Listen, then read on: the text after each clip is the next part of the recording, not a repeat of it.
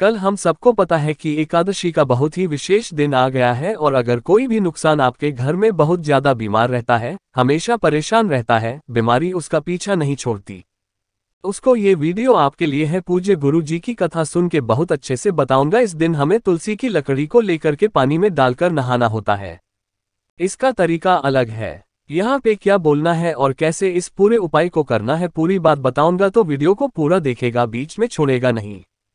ठीक है, चलो समझते हैं। सुपर स्क्रीन पर आपको तुलसी माता का पौधा दिख रहा है। आज के टाइम पे मुझे नहीं लगता कि किसी के घर में तुलसी माता का पौधा ना हो, है ना। अगर नहीं है तो आप ला करके तुलसी माता का पौधा घर में लगाएं, और घर में लगाएंगे तो एकादशी के दिन कोई सी भी एकादशी पड़े, हमें तो पहले ये समझना होगा कि घर में कोई से भी एक भी पत्ते को नहीं तोड़ना चाहिए, चाहे वो तुलसी माता का पौधा हो या फिर कोई भी फूल पत्ती हो, बिल्कुल नहीं तोड़ना चाहिए। तो कहोगे भैया आपने लकड़ी लिए, आप कैसे करेंगे?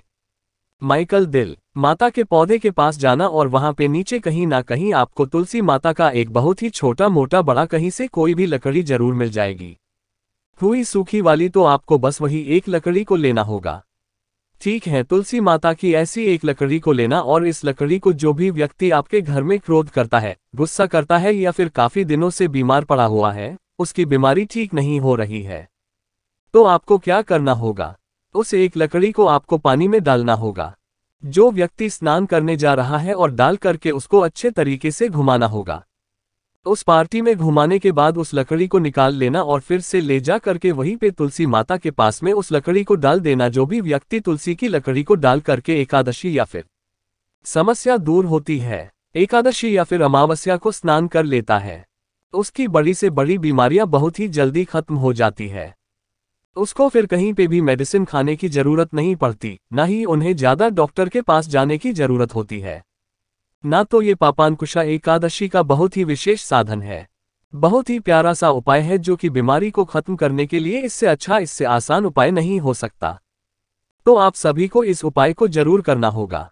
ठीक है, समझ में ये बात मेरी। चलो अब यहाँ पे पहले उपाय की हमने बात कर ली है, आगे बढ़ लेते हैं किसी में। अब हम लोग अपने दूसरे उपाय की तरफ, जो भी हमें एकादशी के पर्व पे, या फिर आप कह सकते हैं कि आप उषा एकादशी के पर्व पे जरूर करना चाहिए।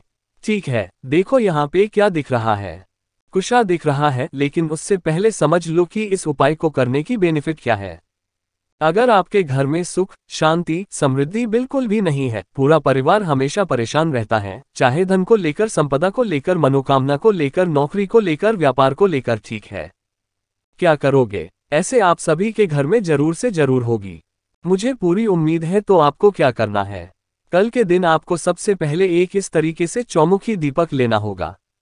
मिट्टी का दीपक लेना वाला चौमुखी दीपक लेना, और इस दीपक को आपसे घर में अगर भगवान नारायण की फोटो, मूर्ति, प्रतिमा हो, भगवान कृष्ण की फोटो, मूर्ति, प्रतिमा हो, भगवान लड्डू गोपाल की फोटो, मूर्ति, प्रतिमा हो, तो उनके पास जाना, उस कुश की आसन का बिछाना, उस पे बैठना, बैठ करके जो भी जीवन के कष्ट हो, जो मुखी दीपक मैंने आपको बताया, उस चौमुखी दीपक को वहीं पे बैठ करके जला देना। जला करके हाथ जोड़ करके बिंदी करना, और हल्दी थोड़ा सा लेना। क्या लोगे? हल्दी थोड़ा सा लेना, भगवान को तिलक लगा देना, और वही भगवान को लगा हुआ तिलक आपको अपने भी मस्तक नहीं लगा लेना है।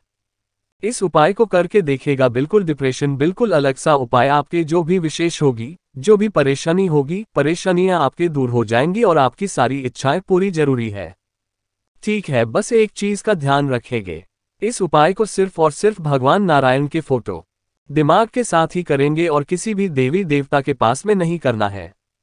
लेकिन अब भगवान नारायण नहीं है तो भगवान कृष्ण होंगे, कृष्ण नहीं है भगवान तो आप भगवान लड्डू गोपाल होंगे, है ना। ऐसे ही वहां पे आप कर सकते हैं। ठीक है, समझ में आया। चलिए, तो उपाय की बात हमने यहां पर कर ली है, आगे बढ़ते हैं इस वीडियो में हम लोग अपने तीसरे उपाय की तरफ। लेकिन अब ये तीसरा उपाय मैं बताऊंगा जब आप कर दोगे, वीडियो कॉल आएगा। और जितनी भाई बहन ही समाज को पहली बार सुन रहे हैं तो चैनल को सब्सक्राइब कर लीजिएगा। ठीक है, चलो समझते हैं इस तीसरे उपाय को। ये उपाय स्पेशल ली है किसके लिए? मनोकामना पूर्ति के लिए ना। आज के टाइम पे क्या होता है, सभी लोग कहते हैं भैया आप किसी भी काम के लिए अपने घर से बाहर जाते हैं, वो काम हमारा नहीं होता, हम बहुत ज्यादा, पर हम क्या करेंगे ना, तो उसके लिए आपको लेना होगा इस तरीके से शक्कर, जिसको हम चीनी भी कह सकते हो। ठीक है, ज्यादा नहीं, 1 चम्मच आपको शक्कर लेना। ठीक है, ले लिया उस एक चम्मच शक्कर के साथ एक बेलपत्र भी। लोग हैं जो कि बहुत प्यारी सी वो, बहुत सुंदर सी वो। ठीक है, एक चम्मच शक्कर और इसके अलावा आपको कुछ नहीं देना। एक तांबे का लोटा लेना, चल भर देना। कहां से? अपने घर से। जो एक चम्मच मैंने आपको दिखाया है शक्कर, उस एक चम्मच शक्कर को डालना और जो एक बेलपत्र दिखाया है उस एक बेलपत्र को डालना। ठीक है, डालना कम से कम 20 मिनट तक आपको ऐसे का ऐसा ही कलश को वहीं पे छोड़ देना जिस दिन आप कभी भी किसी भी काम के लिए घर से बाहर निकलेंगे।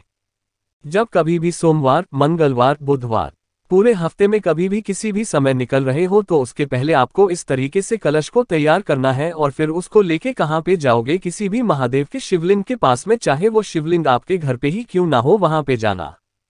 सही से रखना उत्तर दिशा, नॉर्थ डायरेक्शन, और पूरा का पूरा जन यहाँ पे महादेव का एक नाम लेंगे, रामेश्वर महादेव। फिर से बोल रहा हूँ, नंबर नोट करिएगा। रामेश्वर महादेव के नाम से आपको वो पूरा का पूरा के साथ महान उनके शिवलिंग के ऊपर समर्थन करना। जब समर्पित कर ले, हाथ जोड़े विनती करे, जस्ट भी काम के लिए जा रहे हैं उस काम की कामना करें। या महादेव, हम लोग इस काम के लिए जा रहे हैं, हमारे ये काम होना चाहिए। हम लोग बहुत दिनों से परेशान हैं, एग्जाम दे रहे हैं, ये बिजनेस के लिए जा रहे हैं, हमारा काम नहीं हो रहा। आप हमारे इस काम को पूरा जरूर करिएगा। अपने अकॉर्डिंग जैसे भी प्रार्थना करनी हो प्रार्थना करना, फिर आप उस काम के लिए जाना। आपका वो काम 100% पूरा जरूर होगा। आपके उपाय कौन से नाम से करना है? रामेश्वर महादेव के नाम से इस उपाय को कहिएगा। ठीक है, समझ में ये बात। चलो आगे बढ़ते हैं हम लोग इस वीडियो में। आप अपनी चौथी उपाय की तरफ, और ये चौथा उपाय हर घर के लिए बहुत अच्छा है। क्यों अच्छा है? क्योंकि ये उपाय लड़ाई झगड़े क्लेश को दूर करने के लिए बहुत अच्छा है और आपके घर में प्रेम भावना बनी रहेंगी, एक दूसरे में एकता बनी रहेंगी, अगर आप इस उपाय को प्रॉपर वे में कर देंगे। ठीक है, समझते हैं। स्क्रीन पर आपको दिख रहा होगा यहाँ पे मौली, जिसको हम लोग हैं। कुछ लोग रक्षा सूत्र भी बोलते हैं, जो हम अपने हाथों में बांधते हैं ना, वही लेना इस तरीके से और इसको लेके चले जाओगे वट वृक्ष के नीचे। कहाँ पे जाओगे? वट वृक्ष के नीचे। किसी भी बुधवार के दिन वट वृक्ष के नीचे जाना और उस मौलवी को लेकर की सबसे पहले 7 परिक्रमा करोगे। कितनी परिक्रमा? 7 परिक्रमा। सुबह या फिर शाम को, जब कभी भी आपको टाइम मिलता है करना परिक्रमा। परिक्रमा करने के साथ साथ जो भी व्यक्ति आपके घर में वर्तमान समय में रहते हो उनका नाम और गोत्र बोलेंगे। क्या बोलेंगे? नाम और गोत्र बोल करके परिक्रमा करेंगे। परिक्रमा करने के बाद हाथ जोड़कर के कृषि करेंगे, पर ये एक लोटा जल बटकेश्वर महादेव के नाम से। जो भी व्यक्ति किसी भी बुधवार के दिन 7 परिक्रमा करके घर के सदस्यों का नाम और गोत्र बोलकर की एक लोटा जल चढ़ा देता है, उनके घर में कभी लड़ाई झगड़े नहीं होते, कभी नहीं होता, और आपसे जो भी मतभेद होते हैं वो खत्म होते हैं और प्रेम भावना एकता आपके घर में बनी रहती है। ठीक है, इससे आसान उपाय आइए, झगड़े को खत्म करने का हो ही नहीं सकता तो जरूर करिएगा। बुधवार का दिन का तो उसी का दिन इससे अच्छा बर्बाद हो सकता है। ठीक है, करके देखिएगा, बहुत ही प्यारा सा इफेक्टिव उपाय। तो कोशिश की मैंने आप सभी को बहुत ही अच्छा, बहुत ही प्यार से समझाने की। तो अगर आपको मुझसे फोन पे बातें करनी है, मैसेज बातें करनी है, तो आप हमें इंस्टाग्राम या फिर फेसबुक पे फॉलो कर सकते हैं। सर्च करिएगा तो नेचुरल प्लेनेट 108, वहां पर मैं आप सबसे बहुत सारी बातें किया करूंगा। और जितने भी भाई बहन हैं आवाज को पहली बार सुन रहे हैं, चैनल को सब्सक्राइब करेंगे। कुछ पूछना हो तो यहाँ पे भी नीचे कमेंट सेक्शन में पूछिएगा। और जितने भी भाई बहन को पहली बार सुन रहे हैं, चैनल को बिना सब्सक्राइब किए मत जाना। बहुत नमः शिवाय।